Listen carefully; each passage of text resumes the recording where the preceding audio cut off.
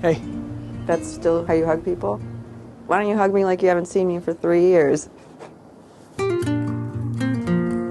Why are you staying at a hotel? I get a good rate because I travel so much, and I like hotel rooms. I told you it was going to be a fast trip. You look good. When did you dye your hair? A year ago. Okay, I didn't really know that. Well, you would have if we'd ever Skyped or FaceTimed or whatever. How are your sisters doing? Rachel living on her own now after Mom died. Maggie went to college, and then she just suddenly quit. Doesn't Rachel seem a little off to you? She did say she's depressed. Okay, well, I've never seen her depressed. Maybe it's more to do with Nathan. We can track him down. You don't think I would win in a fight against Nathan?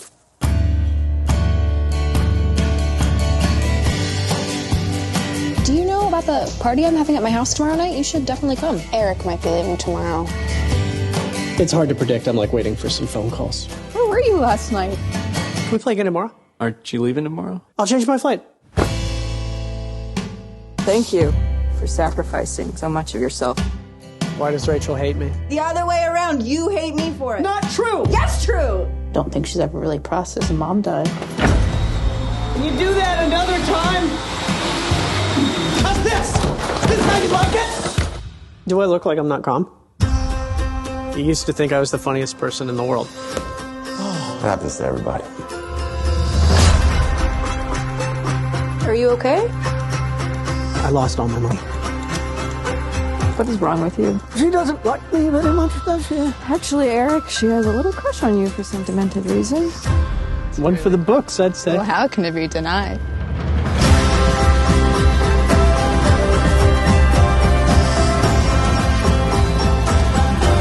You really not going to stay another night? Would that make you feel better?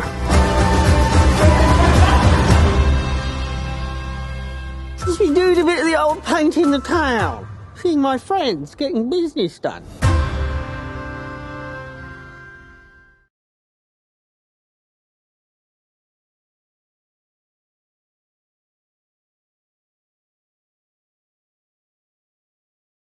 Ladies and gentlemen, boys and girls, children of all ages, we're so happy today to have with us the director of a wonderful film called The Adults, Dustin Guy Defa. That's it, right? Dustin. Defa. Can you tell the audience about your movie, The Adults? Yeah. Yeah. I mean, the movie's about a brother and two sisters. And the brother comes home for what he thinks is going to be an extremely short vacation, sort of checking dots and connecting. His ambition is to connect a little bit more with this local poker scene that he used to be involved in. But I think so. Yeah. But then consciously, I think really what he's there for and what he doesn't sort of know is that there's something drawing him to reconnect with his sisters, or at least to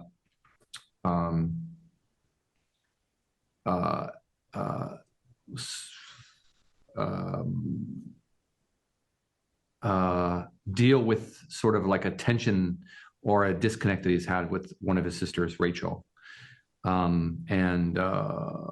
So the poker, basically he stays in town a little bit longer, with poker being the reason.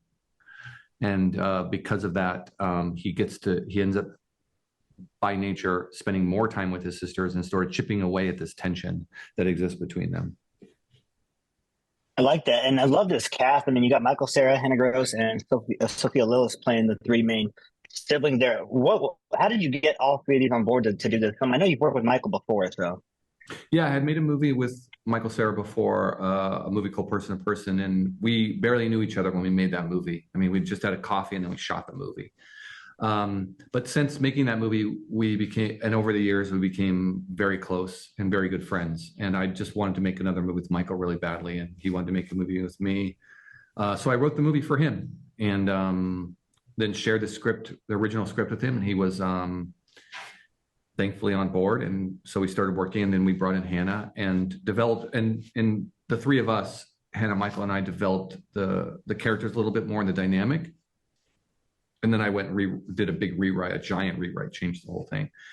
And then we were just lucky enough also for Sophia Lillis to come on board, and which happened very quickly once the script got to her. It just seemed natural in a way. And she, the three of them together. And once we got into rehearsal, they really just seemed like a family unit.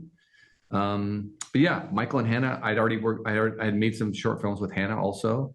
A number of short films, maybe like 5 short films with Hannah. So, I was basically, sort of making movies with my friends, Michael and Hannah, and then Sophia came in and became a friend also, in the mix. I feel like that's the best way to make a movie is just with your friend. So, and the thing is, the chemistry that you're talking about, it's there on screen. It might be the best I've seen Michael in a long time because I haven't really seen him in too much for a while. But this might be the best he's been in quite a while. So that's a testament to your direction, I think. And the chemistry is definitely there. How did you feel being a fly on the wall, watching that chemistry? What was it like for you in the chair, seeing the three of them get along so well and it almost feel organic?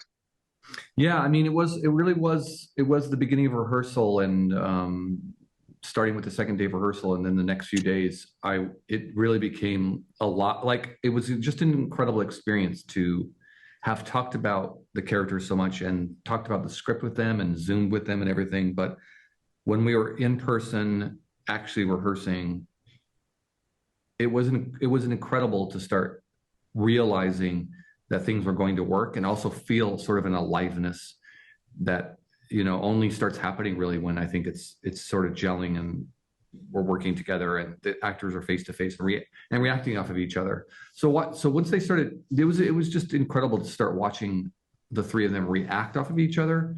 And that just started creating the movie. And of course that just built and built as we went into production and started shooting the movie.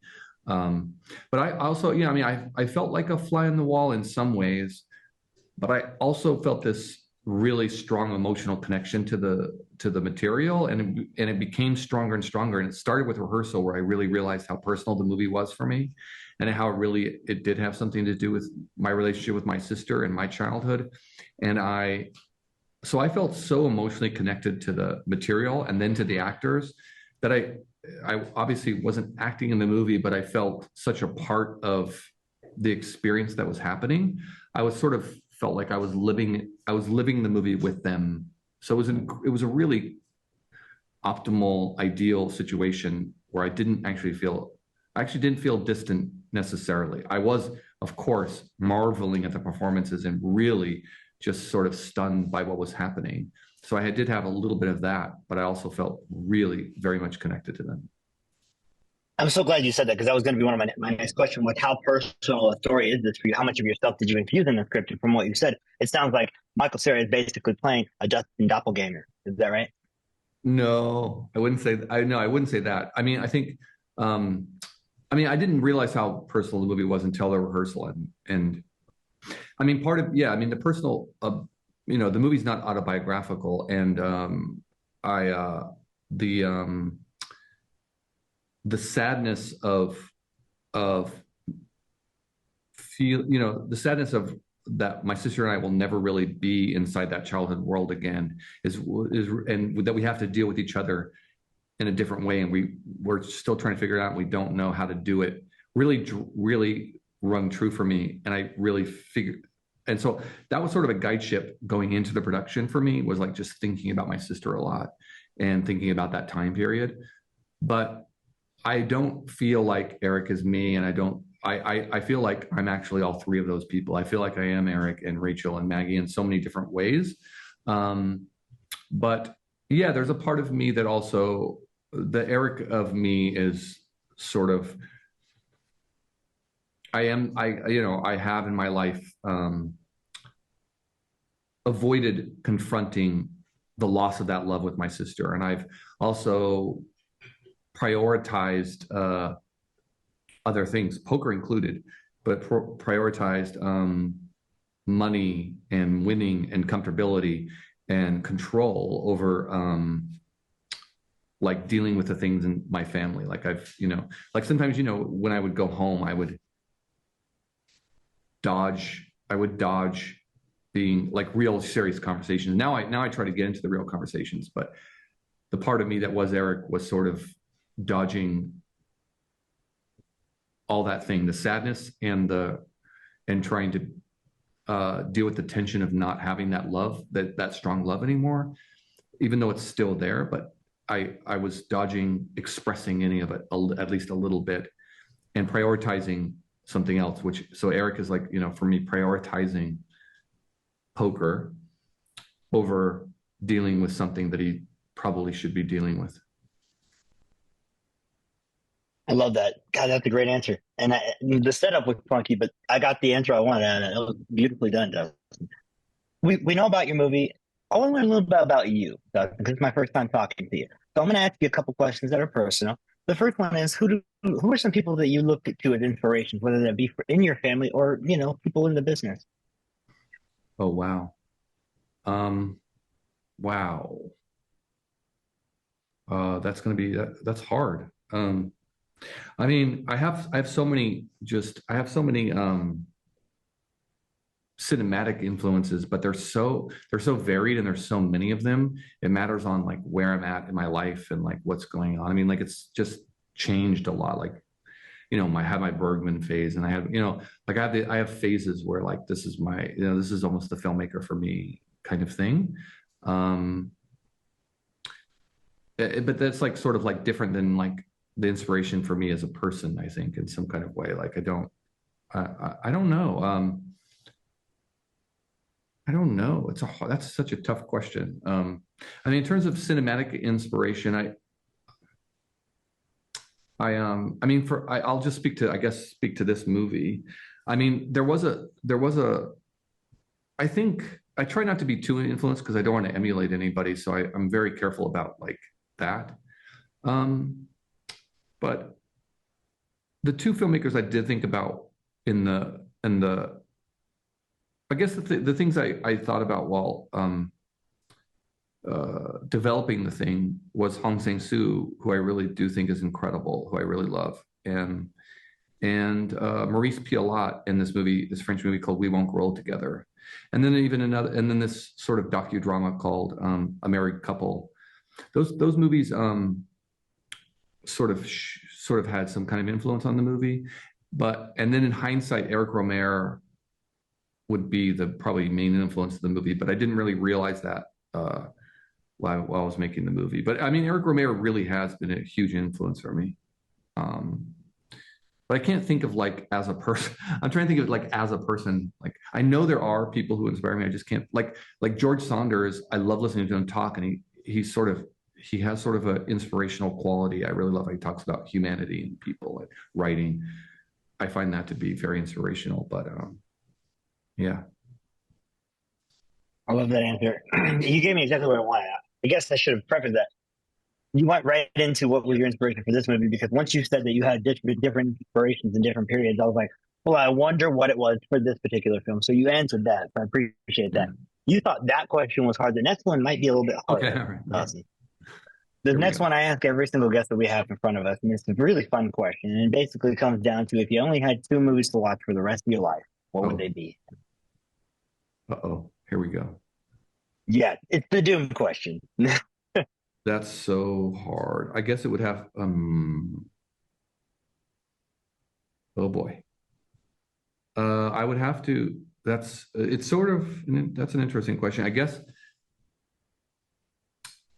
it would have to be,